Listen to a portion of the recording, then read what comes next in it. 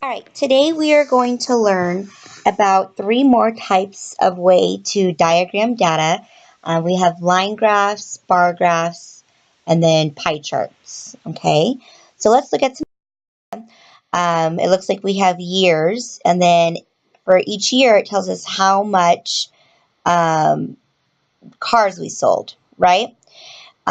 So whenever we have a time series data, which means like a year and then data associated with that year, the best thing to use is going to be either a bar graph or a line graph. So let's look at the line graph for this. Okay, so 2006, 2007, 2008, 2009, 2010. Notice that year is on the bottom, and that's very typical for a bar graph or a line graph, is to have time.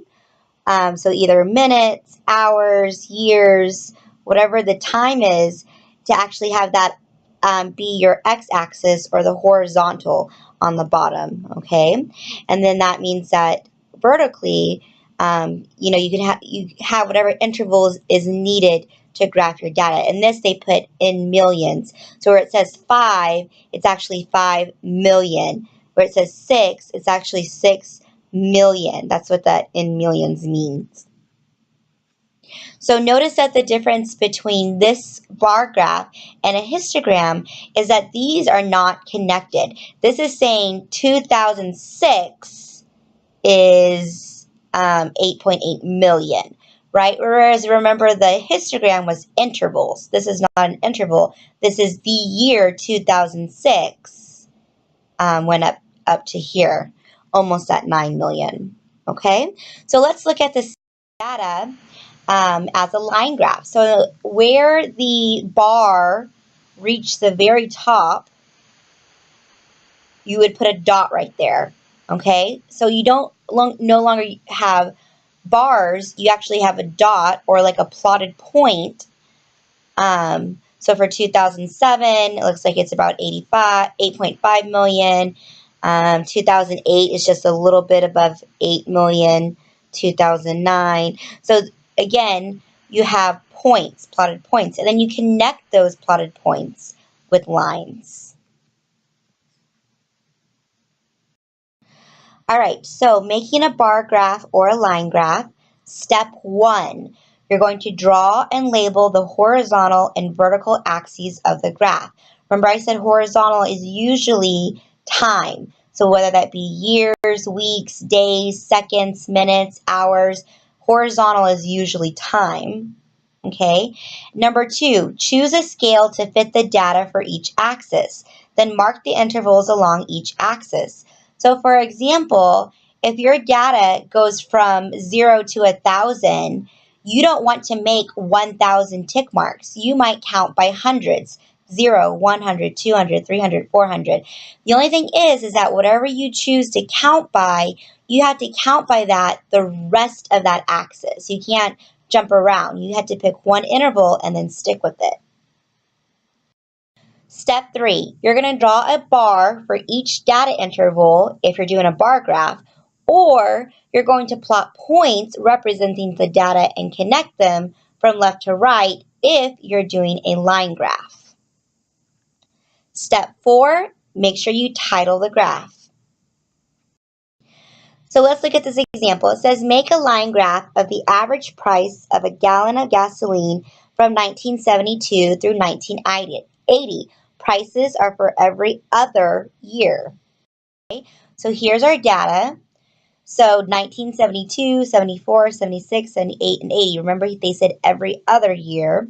And then they give us the average cost per gallon in dollars, right? So in 1972 it was 38 cents, 51 cents, 60 cents, 67 cents, and then in 1980 it was $1.25. So now that we have our data, remember that we generally choose time to be our x or horizontal axis, the x-axis, right? So we're going to let year represent x, which means our vertical axis or the y-axis is the average cost per gallon. So now you can see how we get points, because if this is your x-axis and this is your y-axis, you have a plotted point. Parentheses 1972, comma, 0.38. Okay, so we plot the points. Parentheses. Make sure that you pairs if you were to plot points. For this one, since there's only 5 years, we're going to go ahead and list every year: 1972, 1974, 76, 78, and 1980. And then for the cost in dollars, we'll go from 0.25 to 1.5, counting by 0.25s, right? So 0.25, 50, 75, 1. 1.25, 1.50. So again, we were counting by 0.25s. So notice that we just plotted those points, and then we connected them with lines. And we labeled our axes, right? We put cost in dollars, and then we put year. And we also titled our graph the average cost per gallon. All right, let's talk about making a pie chart. To make a pie chart, you express each quantity to be shown as a percent. Once you know the percent, you have to figure out what that percent is as a degree. So to figure out what the percent is by a degree, you're going to multiply it by 360 to get the number of degrees needed. Once you know the degrees, you're going to draw a circle with the desired radius, and then use a protractor to measure the correct number of degrees for each category. Then once you have your each degree measured, you're going to label each pie-shaped piece in words, not only words, but also the percentage. And then, of course, don't forget to title your graph. So let's look at this. In one city in 2000, the U.S. Census Bureau found that there were about 21,000 Hispanics, 133,000 non-Hispanic whites, 20,500 blacks, and 7,500 Asians over the age of 25 with at least a high school education. Make a pie chart of the data. So if we want to find the percent, first of all, we will add all of our numbers together to figure out the total.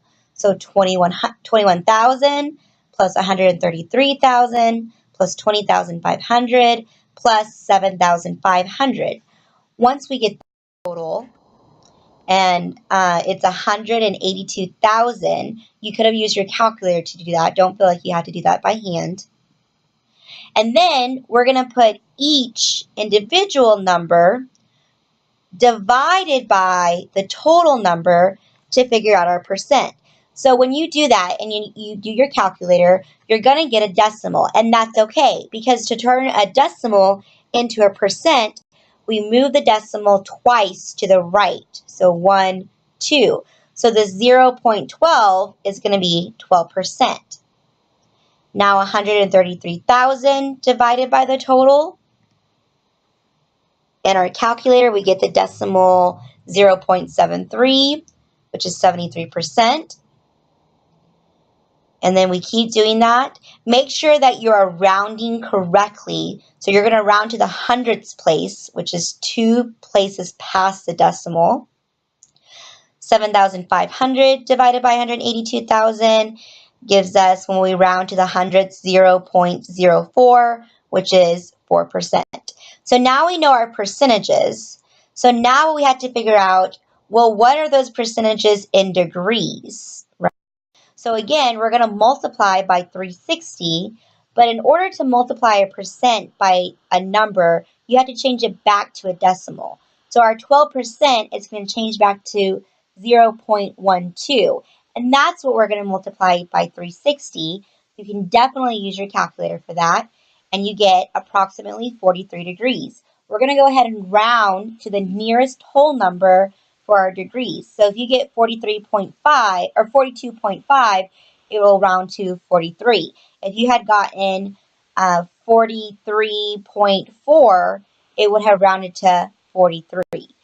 So remember, make sure you're rounding correctly. So 73% times 360, and our calculators will put 0.73 times 360, and rounding will get 263 degrees. 11% times 360, and our calculator will put 0.11 times 360, which gives us approximately 40 degrees. And then 4% times 360, and our calculator will put 0.04 times 360, which rounding gives us 14 degrees. So now we know the degrees of each pie shape section of our pie chart. So here, once we measure those degrees with our protractor, then we label them with the words. And then also with the words, we're also going to put the percentage as well. And that's how you make a pie chart. All right, go ahead and try 2 through 6 evens on 10.4.